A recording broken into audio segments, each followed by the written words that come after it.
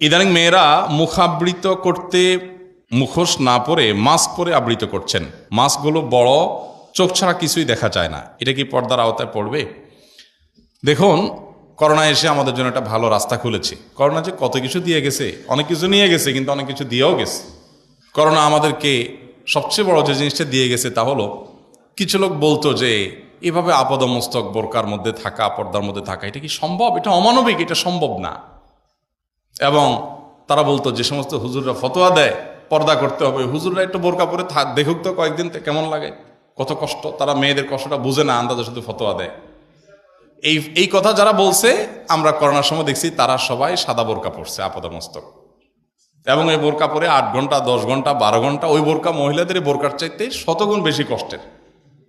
প্লাস্টিকের মাথা থেকে পা পর্যন্ত অ্যাপ্রন পরে একদম পুরা নাক, মুখ, চোখ, হাত, পা সব ঢেকে, বোরকার চাইতে আরও অনেক বেশি আপনার কি বলে, পুরো শরীর ঢেকে ফেলে এবং আঁটো থাকে, অনেক গরম হয়। এগুলো পরে তাদেরকে গরমে ডিউটি করতে আমরা দেখেছি।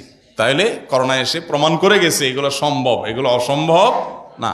তো তুমি কেমনে করলা? তো ঠিক একইভাবে মাস্ক পরেও অনেক মেয়েরা মাস্ক অথবা যে কোনো কিছু দিয়ে যদি নিজের সৌন্দর্যকে আবৃত করতে পারেন, তাহলে সেটা পর্দা হিসাবে বিবেচিত হবে, সেটা পর্দা হিসাবে ধর্তব্য হবে। পর্দা হিসাবে ধর্তব্য হওয়ার জন্য কাপড়ের নেকাবি পড়তে হবে, এমনটা বাধ্যবাধকতা নেই। সেরকম মাস্ক যদি হয় যে পুরো ফেস ঢাকা যায়, তো আলহামদুলিল্লাহ, তার সৌন্দর্য আবৃত করতে পারলেই পর্দা হয়ে গেল, কোনো অসুবিধা নেই। দোকানে সিগারেট বিক্রি করলে সিগারেট থেকে উপার্জিত টাকা খেলে হারাম হবে কিনা? দোকানে যদি বিড়ি সিগারেট বিক্রি করেন, তাহলে সেক্ষেত্রে সেটার উপার্জিত টাকা তো অবশ্যই হারাম হবে, অবশ্যই গুনাহ হবে।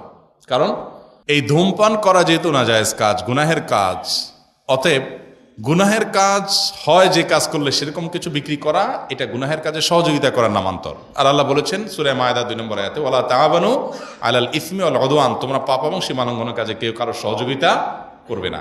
অতএব আপনি এটা কেনা মানে হলো ওই বিড়িখোরকে বিড়ি খেতে সাহায্য করা। এই জন্য এটা উপার্জনটা কি হবে না, জায়েজ হবে।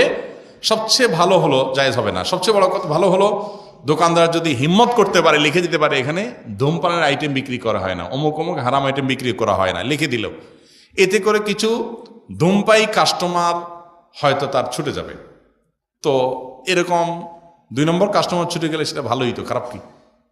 আল্লাহ তাআলা তাকে ফ্রেশ এবং হালাল উপার্জন দিলেন, পবিত্র টাকা দিলেন, এটা ভালো। মিডিল ইস্টে অনেক জায়গায় দেখা যায়, লেখা আছে যে এখানে আপনার ধূমপানের আইটেমগুলো বিক্রি করা হয় না। অতএব এরকম লিখে দিতে পারলে ভালো। যদি এরকম লিখে দেওয়ার মতো ইমানের শক্তি না থাকে এবং এটা বিক্রি করেন, তাহলে ওই টাকাটা অন্তত আপনার জন্য ভোগ করা কি হবে না, জায়েজ হবে না, এবং ওই কাজটা যেটা করছেন এটা আপনি গুনাহের কাজ করছেন। হিন্দুদের লাইব্রেরিতে কোরআন শরীফ, কায়দা, আমপারা বিক্রয় করা যাবে কিনা? আমরা জানি হিন্দুরা অপবিত্র।